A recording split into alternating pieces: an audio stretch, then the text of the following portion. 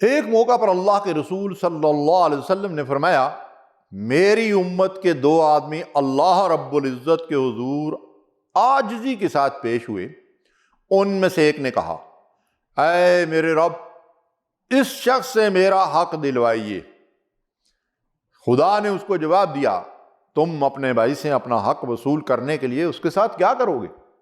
اس کے نامہ اعمال میں تو کوئی نیکی بھی باقی نہیں رہی۔ وہ شخص کہے گا پروردگار اس کے پاس نیکیاں نہیں رہی ہیں تو پھر میرے گناہوں کا کچھ بہت برداشت کر لے۔ یہ بات کہتے ہوئے رسول اللہ صلی اللہ علیہ وسلم کی آنکھوں سے آنسو رواں ہو گئے اور آپ بے اختیار رونے لگے۔ پھر آپ صلی اللہ علیہ وسلم نے فرمایا بے شک وہ بڑا سخت دن ہوگا، لوگوں کی یہ خواہش ہوگی کہ ان کے اوپر سے گناہوں کا بوجھ کسی طرح ہٹا لیا جائے۔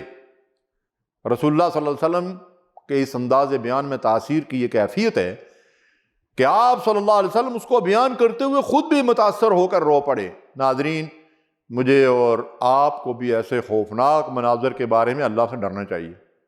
قیامت کے روز ہر ایک کو اپنی اپنی پڑی ہوگی، اس دن کوئی کسی کا ساتھ کیا دے گا، وہ اس قدر ہولناک اور شدید دن ہوگا کہ ہر ایک یہ چاہے گا کہ جس طرح بھی ممکن ہو بس میں بچ جاؤں، اور اس کی ذرا بھی پرواہ نہ کرے گا کہ دوسرے کس حال میں ہے۔ وہ دن بڑی ہی بے چارگی، بے بسی اور محتاجی کا دن ہوگا۔ بندہ اس دن کسی پر ذرا رحم نہ کھائے گا، نہ کسی پر ذرا برابر اپنا حق چھوڑنے کے لیے تیار ہوگا۔ اسے فکر ہوگی تو بس یہ کہ کسی طرح میں چھوٹ جاؤں چاہے سب پکڑے جائیں۔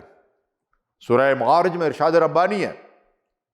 ناظرین، اللہ کے اس فرمان کو دل کے کانوں سے سنیے گا۔ فرمایا اور کوئی جگری دوست اپنے جگری دوست کو نہ پوچھے گا، حالانکہ وہ ایک دوسرے کو دکھا دیے جائیں گے۔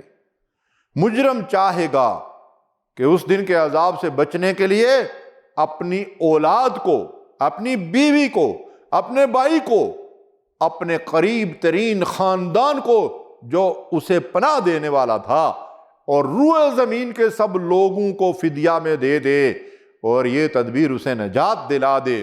اللہ فرماتے ہیں ہرگز نہیں، ایسا ہو نہیں سکے گا۔ ناظرین، اللہ رب العالمین سے دعا ہے کہ وہ رب ہمیں آخرت کی اس محتاجی، ذلت اور رسوائی سے بچا لے۔ آمین یا رب العالمین۔